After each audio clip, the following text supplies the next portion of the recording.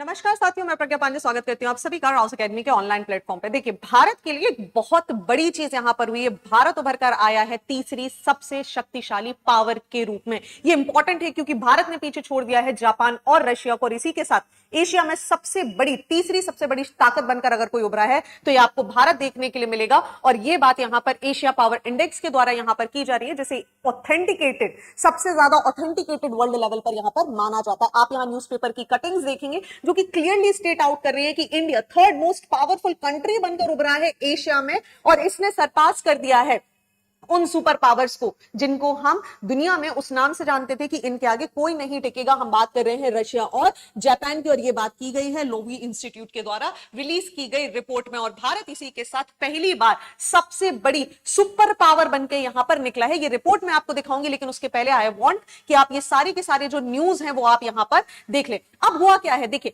Taiwan से लेकर अगर हम बात करें लद्दाख तक बहुत सारी सिचुएशन हमें देखने मिल रही है। हर जगह इश्यूज है। एक तरफ रशिया और यूक्रेन आपस में यहां पर वॉरफेयर में शामिल है। यूएस हर जगह पर किसी ना किसी तरीके से इन्वॉल्व है। जापान, जो कि एक टाइम पर जाना जाता था कि ये पीस को लेकर ही फॉलो कर रहे हैं, लेकिन धीरे धीरे जापान अपनी जो मिलिट्री, अपनी सैन्य शक्ति है उसको भी बढ़ाता जा रहा है। ऐसे में अगर हम बात करें तो भारत ने रशिया और जापान को पीछे छोड़ दिया है, और इसी के साथ भारत एशिया में तीसरा सबसे शक्तिशाली देश बन गया है। अच्छा, भारत से आगे कौन है तो आपको समझना होगा। भारत के आगे चाइना, और चाइना के अभी आगे आपको पता है यहां पर यूएसए हमें देखने के लिए मिल जाता है। यहां पर ये जो पूरी की पूरी रिपोर्ट है ये लोवी इंस्टीट्यूट के द्वारा लाई गई है। ये ऑस्ट्रेलिया की एक थिंक टैंक बॉडी है जो कि बिना किसी पार्शियलिटी के, अगर हम बात करें तो बिल्कुल इंपार्शियल होकर ये यहां पर एक रिपोर्ट को तैयार करते हैं, जिसमें देशों के रिसोर्सेस, उनके संसाधन क्या है, उनके डिप्लोमेटिक रिलेशन क्या है, उनका मिलिट्री स्ट्रेंथ क्या है, या उनके द्वारा लिए गए निर्णय से देश दुनिया में किस तरीके का असर पड़ता है, ये सारी चीजों को ध्यान में रखते हुए इस रिपोर्ट को यहां पर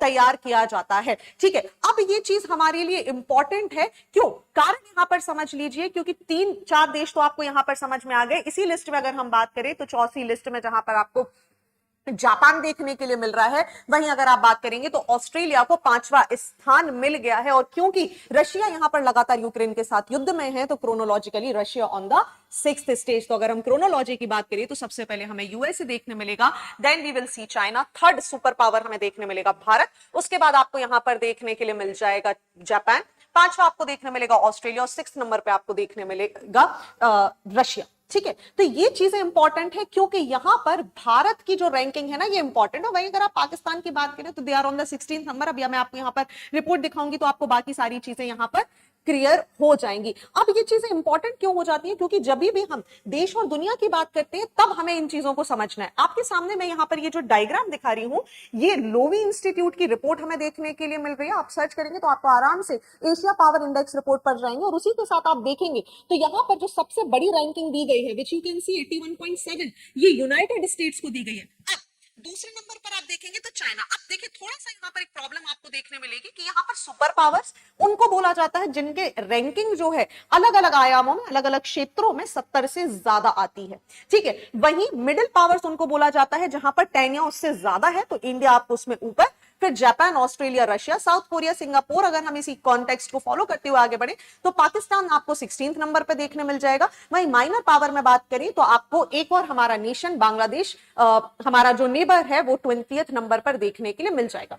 अब इंपॉर्टेंट क्या है, इसको कैसे कंप्लीट किया जाता है, तो देखिए ये एक कॉम्प्रिहेंसिव पावर लिस्ट है। आपको समझना होगा किसी देश की इकोनॉमिक कैपेबिलिटी क्या है, उनकी साइज क्या है, उनका इंटरनेशनल लेवरेज क्या है, उनकी टेक्नोलॉजी क्या है, कनेक्टिविटी क्या है, उसके आधार पर ये नंबर दिए जाते हैं। दूसरा, किसी भी देश की मिलिट्री कैपेबिलिटी क्या है, उन्होंने अपनी डिफेंस पे कितना खर्च किया हुआ है, आर्म फोर्सेस किस तरीके की है, वेपन प्लेटफॉर्म, इन सारी चीजों को देखा जाता है। रेजिलियंस यहां पर देखा जाएगा कि आपके देश में आंतरिक सुरक्षा कितनी है, आप कितने ज्यादा स्ट्रांग है, रिसोर्स कितने ज्यादा है, जियोपॉलिटिकल सिक्योरिटी आपके यहां कितनी है, और न्यूक्लियर डिटरेंस को भी यहां पर काउंट किया जाता है। वहीं अगर हम फ्यूचर रिसोर्सेज की बात करें तो आपके फ्यूचर रिसोर्सेज क्या है, ये सारी चीजें भी देखी जाएंगी। आपके इकोनॉमिक रिलेशंस किस तरीके के हैं दूसरे देशों के साथ, डिफेंस नेटवर्क कितना स्ट्रांग है, आपका डिप्लोमेटिक इन्फ्लुएंस कितना ज्यादा है, ठीक है, फॉरेन पॉलिसी आपकी कैसी है, और साथ ही साथ आपका जो कल्चरल रिफॉर्म्स है, आपकी जो कल्चरल पावर है, उसको भी यहां पर ध्यान रखा जाता है। और इसी के आधार पर जब हम बात करें तो ये पूरी की पूरी रैंकिंग यहां पर दी जाती है। और अगर हम इस रैंकिंग में बात करेंगे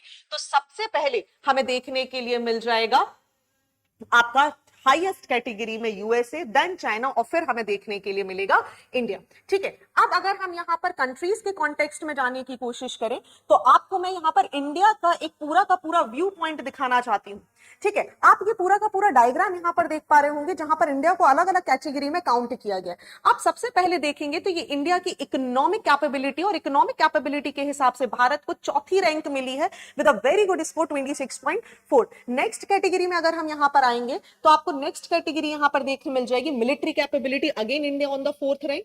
आप बात करेंगे रेजिलियंस की 4th रैंक, हम बात करेंगे हमारे फ्यूचर रिसोर्स, तो इंडिया यहाँ पर फ्यूचर रिसोर्स में सबसे बहुत बढ़िया काम करके आया है and India gained the 3rd rank. Next we will talk about the economic relation, तो we are on the 10th rank. Defense network की बात करें तो हम 9th rank पर हैं। हम diplomatic influence की बात करें which is very important, we are on the 4th rank, which means India के leaders के एक शब्द देश और दुनिया में बहुत बड़े परिवर्तन ला सकते हैं। और अगर हम cultural influence की बात करें तो again India on the 4th rank. इसी के साथ आपको समझना होगा कि इंडिया ने एक बहुत बड़ा ट्विस्ट लिया है और अपनी पावर में 2.8 का जो स्कोर है इसको बढ़ाते हुए इंडिया यहां पर सरपास कर चुका है जापान को, और इसी के साथ पहली बार भारत बनकर आया है best in the future resource measures. ठीक है, और इसी के साथ इसने बाकी सारी कंट्रीज को अपने पीछे छोड़ दिया है। अब अगर आप इंडिया के स्कोर्स की बात करें तो ये आपको यहां पर रैंकिंग देखने के लिए मिलेगी कि इंडिया ने फीचर रिसोर्सेज में सबसे ज्यादा स्कोर यहां पर किया है, रेजिलियंस में, डिप्लोमेटिक रिलेशंस में अगर हम बात करें, मिलिट्री कैपेबिलिटी, तो ये सारे के सारे पॉइंट्स में अगर आप बात करेंगे तो इंडिया एक उभरती हुई ताकत के रूप में आपको देखने के लिए मिलेगा। राइट, सो ये सारी चीजें इंपॉर्टेंट है क्योंकि जब भी आप भारत के परिदृश्य से बात करेंगे, भारत अभी रिसेंटली क्वाड समिट का पार्ट रहा है, भारत हमेशा आप देखेंगे भारत की ये जो छवि है, भारत का जो इंटरनेशनल स्तर पर भारत की ये जो भूमिका है ये परिवर्तित हो चुकी है। आपको रिसेंटली याद होगा रशिया और यूक्रेन का भी वॉर चल रहा है। यूक्रेन के प्रेसिडेंट की हम बात करें तो इन्होंने भी भारत से कई बार अपील की है कि भारत अगर चाहे तो इस युद्ध को रुकवा सकता है। सेम अगर हम पैलेस्टीन के इशू में भी बात करें तभी भी भारत के जो शब्द है ये बहुत महत्वपूर्ण हो जाते हैं, चाहे अपने नेबरहुड्स की यहाँ पर मदद करना हो, उनको फाइनेंशियली सपोर्ट करना हो या फिर डिप्लोमेटिक रिलेशंस को बनाना हो। India has shown the world कि यस, हमें सिर्फ ऐसे ही इंटरनेट पर आप लोग हमारे लिए बहुत बड़ी बड़ी बातें नहीं कर रहे हैं, but actually if you will talk about India actually have done something amazing, जिसकी वजह से भारत को एशिया पावर इंडेक्स में अगर हम बात करें तो पहली बार 3rd रैंक यहां पर मिली है after USA and China. It is so important. इस बात की इंपॉर्टेंस आपको तब पता चलेगी जब आप जियोपॉलिटिकल रिलेशंस को पढ़ेंगे, जब आप पढ़ेंगे कि भारत का एक एक शब्द देश और दुनिया में वैसे ही परिवर्तन ला सकता है जैसे यूएसए और चाइना के शब्द होते हैं। सो आपका क्या विचार है, इंडिया की क्या पोजीशन है, आप क्या सोचते हैं, इंडिया को कहां इंप्रूव करने की जरूरत है, आप मुझे कमेंट सेक्शन में जरूर बताइएगा। Thank you and see you soon.